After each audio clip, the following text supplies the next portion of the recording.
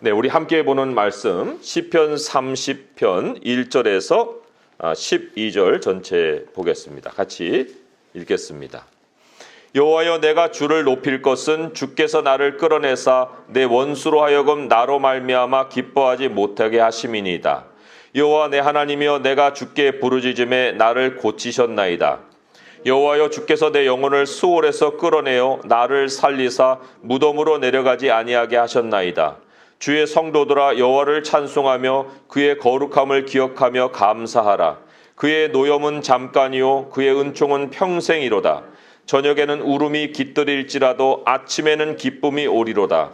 내가 형통할 때에 말하기를 영원히 흔들리지 아니하리라 하였도다. 여호와여, 주의 은혜로 나를 산같이 굳게 세우셨더니 주의 얼굴을 가리심에 내가 근심하였나이다. 여호와여, 내가 주께 부르짖고 여호와께 간구하기를 내가 무덤에 내려갈 때에 나의 피가 무슨 유익이 있으리요? 진토가 어떻게 주를 찬송하며 주의 진리를 선포하리이까? 여호와여, 들으시고 내게 은혜를 베푸소서. 여호와여, 나를 돕는 자가 되소서 하였나이다. 주께서 나의 슬픔이 변하여 내게 춤이 되게 하시며 나의 베옷을 벗기고 기쁨으로 띠띠우셨나이다. 이는 잠잠하지 아니하고 내 영광으로 주를 찬송하게 하심이니 여호와 나의 하나님이여, 내가 주께 영원히 감사하리이다. 아멘. 믿는 사람들은 교만해지지 않을까요? 가장 교만해지는 것을 경계해야 될 사람이 사실은 하나님의 백성입니다. 하나님 백성에게는 복이 보장이 되어 있습니다. 약속하셨어요. 보장된 약속이 복입니다. 복이 하나님께로부터 이제 약속이 돼서 우리에게 온단 말입니다. 그런데 하나님의 사람이 복 때문에 하나님을 버리고 복에 안주해 버릴 수가 있어요. 복에 만족하고 거기에서 하나님과의 관계가 끝나버릴 수 있는 위험이 있다는 겁니다. 오늘 6절의 말씀에 내가 형통할 때에 말하기를 영원히 흔들리지 아니하리라 하였도다. 이게 교만이에요. 형통을 하나님이 반드시 가져다 주십니다. 그런데 형통할 때에 영원히 나는 안 흔들려. 이렇게 지금 교만한 고백을 했습니다. 아니, 어떻게 형통하게 되었는데 이렇게 얘기를 할 수 있어요? 7절에 보니까 여호와여, 주의 은혜로 나를 산같이 굳게 세우셨더니, 자기가 한 게 아니에요. 하나님이 해주셨어요. 아니, 하나님이 해주셨는데 그런데 내가 흔들리지 않을 거라고? 주의 얼굴을 가리심에 내가 근심하였다, 이렇게 나오잖아요. 하나님이 해주셨는데 산 같은 내가 산이 돼버리는 거예요. 그리고는 주의 은혜에 이제 간절해지지 않습니다. 왜요? 다 채워졌는데. 이제는 앞으로 한 몇십 년은 살아도 되는 그런 재산이 쌓여있는데 뭐 때문에 간절해집니까? 교만은 이제는 내가 할 수 있다, 이런 모습으로 바뀌는 거예요. 사실 이 세상에는 복이 없거든요. 세상에는 복이 보장이 안 돼 있어요. 그래서 사람들은 복을 얻으려고 돈 벌 기회에다가 올인합니다. 이런 말 많이 하잖아요. 평생에 한 번 올 기회다. 이런 말 세상 사람들이 많이 합니다. 하나님 사람이 이런 말을 하면 큰일 나는 거예요. 그래, 이 평생에 한 번 올 기회를 안 놓치려고 아파트 재건축이니 신도시 개발이니 이런데 몇백 대 1의 경쟁력을 뚫고 거기다가 다 투자하는 거예요. 복을 얻어야 되니까. 기회를 놓치면 안 되니까. 삼성전자 주식에 1억을 대출 받아가지고 올인을 하는 거예요. 왜요? 복을 얻어야 되는데. 자기들이 생각하는 복을 얻어야 되고, 또 얻으면 이게 어떻게 얻은 복인데 내가 이걸 잃어버려. 그리고는 나눔이 없어요. 나누질 않습니다. 하나님의 사람에게 만약에 복이 이런 식으로 찾아온다. 아니, 하나님이 형통케 해주셔서 이제 형통한다 하더라도 이런 식이 아니고, 그래도 이 형통에 대한 생각이 이제 세상식으로 싹 바뀌어버리잖아요. 그러면 태도는 똑같아집니다. 나누질 않아요. 그리고는 한평생 내가 이렇게 모은 돈인데 하고 조급해지고 돈에 매어버립니다.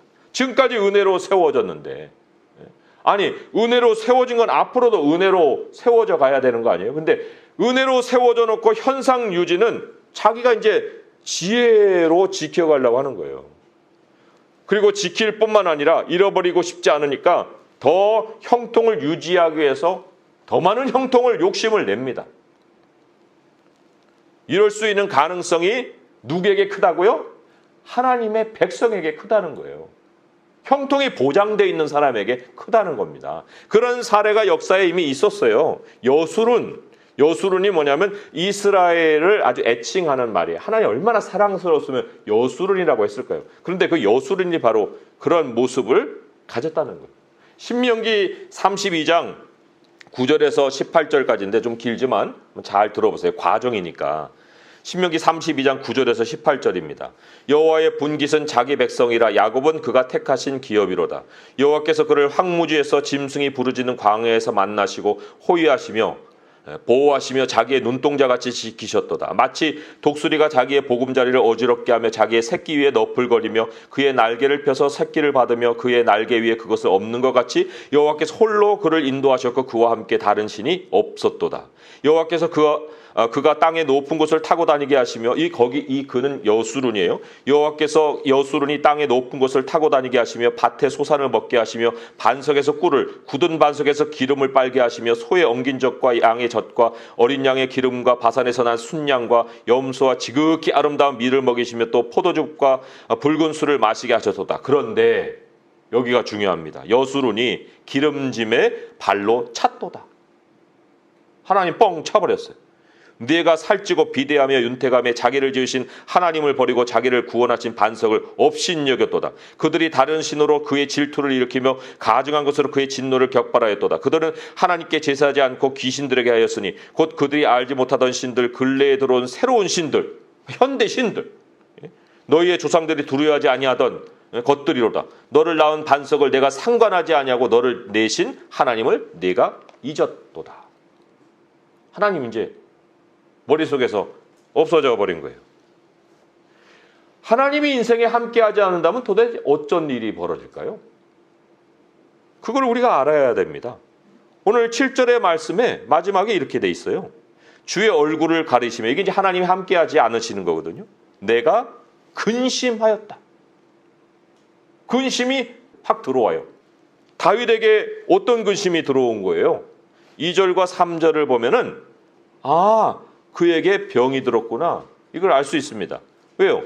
여호와께서 여호와여 내 하나님이여 내가 주께 부르짖으며 나를 고치셨나이다 했으니. 근데 이 그냥 병이 아니에요.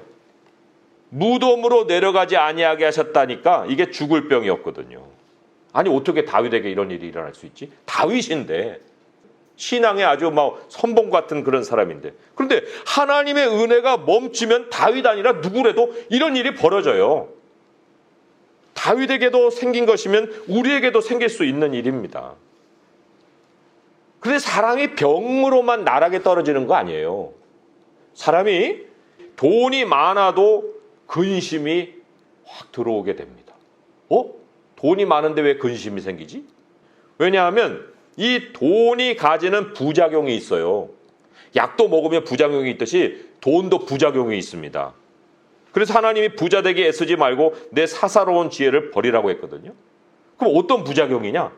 여기 잠언 23장 5절에 보면 내가 어찌 허무한 것에 주목하느냐? 정령이 재물은 스스로 날개를 내어 하늘을 나는 독수리처럼 날아가느니라. 정령이 손도 안 되는데 스스로 날개를 내서 훌훌 날아간다. 이게 돈이 갖는 속성입니다. 그러니까 이 돈을 가지고 있을수록 이 속성이 그러하기 때문에 이거 날아가는 거야? 하루아침에 그냥 막 내 주머니에서 싹 없어지는 거야? 불안이 들어오는 거예요. 염려라는 부작용이 마음에 생깁니다. 돈이 우리에게 생기면 생길수록. 그래서 이 전도서 말씀에 또 제가 한 구절을 읽어보면 이런 말씀이 있어요. 전도서 5장 10절에서 12절인데 은을 사랑하는 자는 은으로 만족하지 못하고 풍요를 사랑하는 자는 소득으로 만족하지 아니하나니 이것도 헛되도다. 재산이 많아지면 먹는 자들도 많아지나니 그 소유주들은 눈으로 보는 것 외에 무엇이 유익하랴. 노동자는 먹는 것이 많든지 적든지 잠을 달게 자거니와 부자는 그 부요함 때문에 자지 못하느니라. 사장은 퇴근을 못해요. 공장에 내가 한 200명 직원을 거르고 있죠. 한번 뻐길 수는 있겠죠. 그렇지만 그 직원들은 그냥 일하고 가서 자요. 그냥 내일 또 직장 가려면 자야지. 그런데 이 사장은 돈 때문에 못 자요. 공장 하루에 날아갈 수도 있거든요. 오음이 언제 멈출 줄 어떻게 알겠습니까? 그래도 큰 일이나 큰 재앙이 닥치려면 안 되니까 그 큰 재앙을 위해서는 돈을 가지고 있어야죠. 그렇게 얘기하는 사람들이 있어요. 아니 왜 큰 재앙을 우리가 대비하는 일에 왜 하나님은 아니라고 생각하는 거예요? 왜 하나님은 큰 재앙을 막아주는 분이 아니고 돈이 그 재앙을 막아주니까 돈을 가지고 있어야 된다고 그렇게 생각을 할 수 있냐고요. 재난의 최고의 피해자가 누군지 아세요? 부자예요. 전도서 같은 장 5장을 읽었지만 제가 또 하나 읽어드리면 5장 13절에서 17절이에요. 내가 해 아래서 큰 패단되는 일이 있는 것을 보았나니 곧 소유주가 재물을 자기에게 해가 되도록 소유한다. 해가 되도록 소유한다는 거는 필요한 만큼만 갖고 계속 살면 되는데 아니에요. 재난 대비용 그 재산도 있어야 돼요. 이렇게 생각하는 거예요. 그 재물이 재난을 당했을 때 없어지나니 비록 아들은 낳았으나 그 손에 아무것도 없느니라. 그가 모태에서 벌거벗고 나왔은즉 그가 나온 대로 돌아가고 수고하여 얻은 것을 아무것도 자기 손에 가지고 가지 못하리니 이것도 큰 불행이라. 어떻게 왔든지 그대로 가리니 바람을 잡는 수고가 그에게 무엇이 유익하랴. 일평생을 어두운 데서 먹으며 많은 근심과 질병과 분노가 그에게 있느니라. 그러니까 그 나발이 왜 죽었어요? 부자인데. 다윗이 너 죽이러 온다 하는 얘기를 딱 듣는 순간 몸이 굳어져 갖고 열흘 만에 죽어버렸어요. 내 재산을 또 건드리려고 올 수도 있겠네? 근심이 확 들어오니까 그냥 몸이 굳어서 죽어버린 거예요. 돈 없는 사람에게는 돈이 형통으로 보이겠지만 돈 있는 사람에게는 돈이 불행의 요인이에요. 근심덩어리입니다. 잠언 20장 말씀을 제가 또 하나 읽어드릴게요. 잠언 20장 23장 17절 18절인데 내 마음으로 죄인의 형통을 부러워하지 말고 항상 여호와를 경외하라. 정령이 내 장래가 있겠고 내 소망이 끊어지지 아니하리라. 그러니까 하나님 안에 살면 형통이 보장이 된다는 겁니다. 하나님을 경외하면 너의 장래가 있다고 약속을 하시는 거예요. 사실 다윗이 이 사실을 잊지 않았던들, 아니 그 지경까지 갔겠어요? 병이 걸렸겠냐 그런 얘기예요. 무덤까지 내려가는 일을 겪었겠냐 그런 얘기입니다. 그러니까 우리 그리스도인들은 형통이 기도 제목이 돼서는 안 돼요. 하나님이 형통하게 하신다니까요. 형통을 기도 제목으로 자꾸 내놓는 거는 무엇을 먹을까 무엇을 입을까 하지 말라고 한 거를 계속 하나님께 들춰내서 기도하는 것과 똑같은 거예요. 하나님 듣고 싶지도 않은 기도라고 그랬어요. 물론 내가 남을 위해서는 형통을 기도해 줄 수 있습니다. 하나님 아무개를 형통하게 해주세요. 너무 형편이 지금 안 좋으니까요.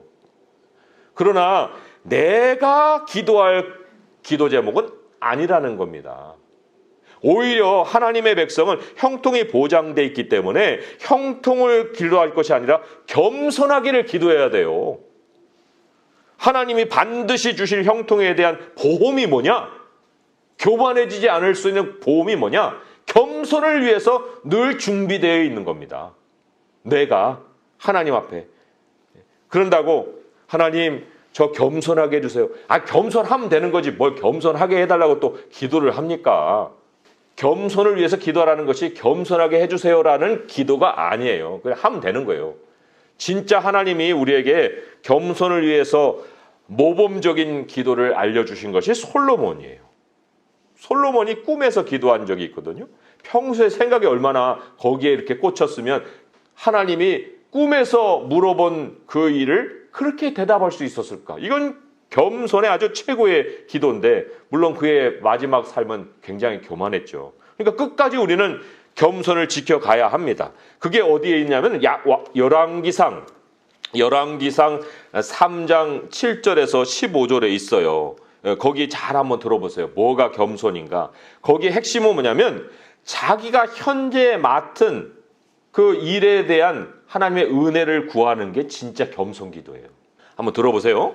열왕기상 3장 7절에서 15절입니다. 나의 하나님 여호와여, 주께서 종으로 종의 아버지 다윗을 대신하여 왕이 되게 하셨사오나 종은 작은 아이라 출입할 줄을 알지 못하고 주께서 택하신 백성 가운데 있나이다. 그들은 큰 백성이라 수요가 많아서 셀 수도 없고 기록할 수도 없사오니, 이제 자기가 막 작게 느껴지는 거예요. 누가 주의 이 많은 백성을 재판할 수 있사오리까? 듣는 마음을 종에게 주사 주의 백성을 재판하여 선악을 분별하게 하옵소서. 솔로몬이 이것을 구하며 그 말씀이 주의 마음에 든지라. 이에 하나님이 그에게 이르시되 내가 이것을 구하도다. 자기를 위하여 장수하기를 구하지도 아니하고 부도 구하지 아니하며 자기 원수의 생명을 멸하기도 구하지 아니하고 오직 송사를 듣고 분별하는 지혜를 구하였으니, 이게 왕의 직분이잖아요. 송사를 듣고 분별하는 지혜를 구하는 거. 내가 네 말대로 하여 내게 지혜롭고 총명한 마음을 주노니 내 앞에도 너와 같은 자 없거니와 내 뒤에도 너와 같은 자가 일어남이 없으리라. 내가 구하지 아니하는 부귀와 영광도 내게 주노니 내 평생의 왕들 중에 너와 같은 자가 없을 것이라. 내가 만일 내 아버지 다윗이 행함같이 내 길로 행하며 내 법도와 명령을 지키면, 앞으로 계속 이렇게 하라는 거예요. 내가 또 내 날을 길게 하리라. 솔로몬이 깨어보니 꿈이더라 그랬어요. 꿈이더라. 우리는 평소에 뭐를 상상하고 살고 있습니까? 뭐가 우리의 생각을 가득 채우고 있냐는 거예요. 현재 내가 하는 일, 하나님이 내게 맡겨주신 그 일을 어떻게 하면 할 수 있을까 하고 거기에 대한 하나님의 은혜를 구하는 생각이 머릿속에 가득 차 있습니까? 아니면 어떻게 해야 형통해지는 거야? 내 앞날은 어떻게 해야지 펴지는 거지? 뭐를 해야만 돈을 더 벌 수 있는 거야? 아니, 이게 우리 머릿속에 가득 차 있습니까? 어떤 거예요? 꿈속에서 나타났는데 하나님이 물어보시는데, 얘야 뭘 해줄까? 돈 좀 많이 벌게 해주세요. 아이고, 그래, 네 평소에 생각이 그랬구만. 하나님이 우리 평소에 무슨 상상을 하고 있는지 아신다고 그랬거든요.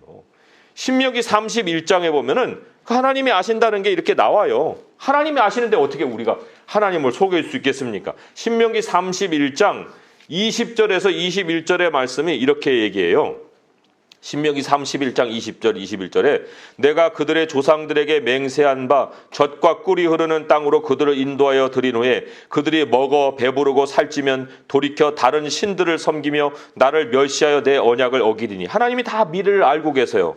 그들이 수많은 재앙과 환난을 당할 때 그들의 자손이 부르기를 잊지 아니한 이 노래가 그들 앞에 증인처럼 되리라. 하나님이 노래 가르쳐 주셨거든요. 너 이 노래 계속 불러. 그래야 네가 겸손해지는 거야. 그 노래가 결국은 망해서 부르게 되는 그 노래를 기억하게 될 것인데, 나는 내가 맹세한 땅으로 그들을 인도하여 드리기 전 오늘 나는 그들이 생각한 바를 아노라.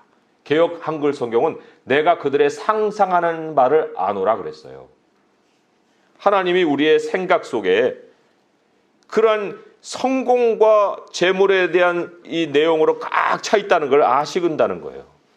그러니까 우리가 하나님의 말씀을 따르지 않고 우리 마음을 따르잖아요. 그러면 결국 이 말씀처럼 돼요. 수많은 재앙과 환난을 당한다. 그래서 우리에게 첫째 되는 계명이 뭡니까? 하나님 우리에게 뭐라고 먼저 첫째 계명을 알려주셨어요? 신명기 6장 5절에 마음을 다하고 성품을 다하고 힘을 다하여 내 하나님을 사랑하라. 마음을 앞세우셨습니다. 이런 말씀이 많은 곳에 나오죠. 거기 보면 마음, 목숨, 뜻, 힘, 마음, 목숨, 힘, 뜻, 마음, 지혜, 힘, 공통은 다 마음이 앞에 나와 있어요. 왜요? 마음에 상상하는 바가 그 우리의 생각에 대해서는 안 되니까. 하나님의 말씀이 우리 마음속에 우선해야 되기 때문에 하나님이 이 마음을 우리가 먼저 하나님 앞에 온전히 말씀으로 채우고 살아야 하는 것을 아신 거예요. 그 마음을 하나님으로 채워라. 그 마음을 다하고 하나님을 사랑하라고 그렇게 말씀하셨습니다. 사람이 가장 힘들어하는 것이 그 마음을 바꾸는 거예요. 마음을 바꾼다는 것이 무슨 뭐 그걸 생각 안 하고 살면 끝나는 게 아니에요. 그것이 아니라 하나님의 은혜를 대신해 왔던 것, 지금까지 그게 하나님의 역할을 했던 그거를 과감하게 절단해 버려야 되는 겁니다. 그 수단을 내려놔야 되는 거예요. 예수님이 제자들에게 갈릴리로 먼저 가라 그랬거든요. 그러면 예수님이 갈릴리로 가라가 있으면 거기서 이제 예수님 기다리면서 새 사명을 받았으니까 앞으로 무슨 일을 하고 살아야 되지? 하고 그거를 기대하고 있어야 되는데 뭐 했어요? 다시 고기 잡으러 갔어요. 현재 일에 대해서 기도하지 않고 자기 과거의 생계수단으로 돌아가서 고기를 잡았다는 거예요. 우리가 조금만 하나님과의 관계 속에서 내가 왜 지금 이 일을 하고 살고 있지? 잃어버리면요, 과거 생계수단으로 싹 돌아가 버릴 수 있습니다. 다윗이 오늘 본문으로 돌아와서 그래서 어떻게 회개를 했습니까? 여기 10절에 보면은 여호와여 들으시고 내게 은혜를 베푸소서, 여호와여 나를 돕는 자가 되소서 하였나이다. 은혜를 베푸소서. 이 은혜가 얼마나 중요한가, 이거를 뼈저리게 느낀 거예요. 하나님의 은혜가 액세서리 같았는데 아니었다는 걸 알게 된 겁니다. 다윗이 교만해지기까지 하나님이 다윗을 사랑하고 참아주고, 그 은총의 세월이었어요. 그 은총의 세월이 그냥 찾아온 것이 아닌데, 그런데 다윗은 한순간에 참 사람 같았으면요, 절교하면은 옛날 사진도 다 태워버려요. 그렇잖아요? 뭐 때문에 그 사람 기억하고 살아요. 그런데 하나님은 그 과거를 오히려 추억하시고, 야, 다윗 그러지 않았는데, 다윗의 그 하나님을 향한 헌신을 아시고, 그리고 다윗의 마음이 다시 하나님께로 돌아올 수 있도록 노여움을 가지시지만 반나절 만에 그 노여움이 다시 바뀌어요. 그렇잖아요? 5절에 보니까 노여움은 잠깐이요 그의 은총은 평생이로다 그랬어요. 저녁에는 막 울며 잠자리에 들었는데 아침에 기쁨이 찾아오는 거예요. 왜요? 하나님의 은혜를 알게 되면 하나님의 도우심이 나의 모든 것이라는 걸 아는 순간에 완전히 바뀌는 거예요. 하나님의 은혜가 또한 그렇게 역사를 하십니다. 그냥 하나님의 은혜에 회복이 되었다는 표시가 뭐냐면 바로 그 마음이 가벼워지는 거예요. 마음이 기쁨으로 차오르는 겁니다. 야, 이제 하나님이 다시 은혜구나. 이제 은혜다 이제. 다윗이 뭐라고 고백했어요? 시편 4편 7절에 주께서 내 마음에 두신 기쁨은 그들의 곡식과 새 포도주가 풍성할 때보다 더하다. 하나님 은혜를 느끼는 순간에 그냥 통장에 100억이 들어온 것 같은 느낌을 받는 거예요. 이야, 나의 평생에 이제 하나님이 복으로 보장해 주시는구나. 그런 하나님의 은혜가 있는데, 아니 어떻게 그 은혜를 버리고 뭐 좀 3, 4억 뭐 아파트 오른다고 거기 가서 줄 서 있어요. 어떻게. 그런 일을 하게 되면요, 거기다 시간을 쏟으면 진짜 두려워해야 됩니다. 옆에 사람들도 보기에도 두렵고 그 사람도 그것을 두려워해야 돼. 왜 그래요? 그래? 네가 그것으로 인생을 지키려고 한다는 거지? 하나님이 그렇게 얘기하는, 그게 너의 인생을 지키는 수단이라는 거지? 그래, 한번 해봐라.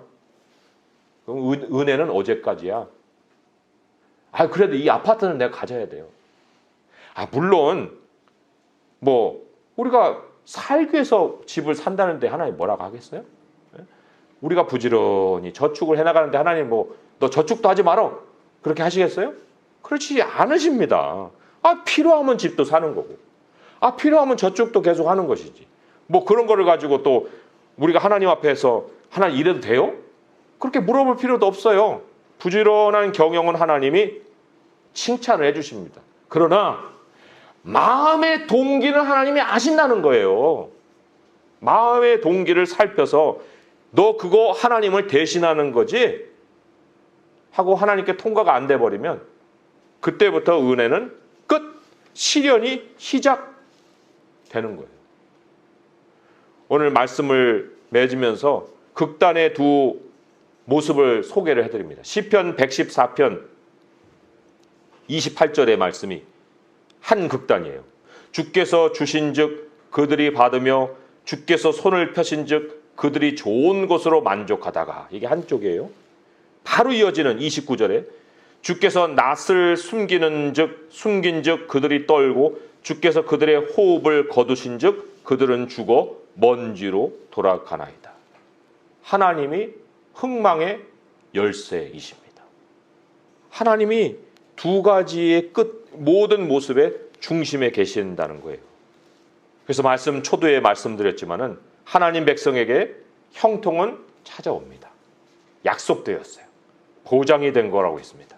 그 형통이 우리를 빛날 것입니다. 그런데 빛나는 그 순간 이후에 나는 어떤 태도를 가질 것이냐. 그래서 이 다윗처럼 나는 이제 안 움직일 거야. 나는 이제 안 망해. 이럴 것이 아니라 오늘 결론의 12절의 말씀의 그 태도를 가져야 됩니다. 이는 잠잠하지 아니하고 내 영광으로, 이게 영광이 이제 형통과 똑같은 거예요. 빛나게 해주셨거든요. 그럼 왜 빛나게 해주셨느냐? 내 영광으로 주를 찬송하게 하심이니 여호와 나의 하나님이여 내가 주께 영원히 감사하리로다. 나의 영광은 주님을 찬송하는 방편이다.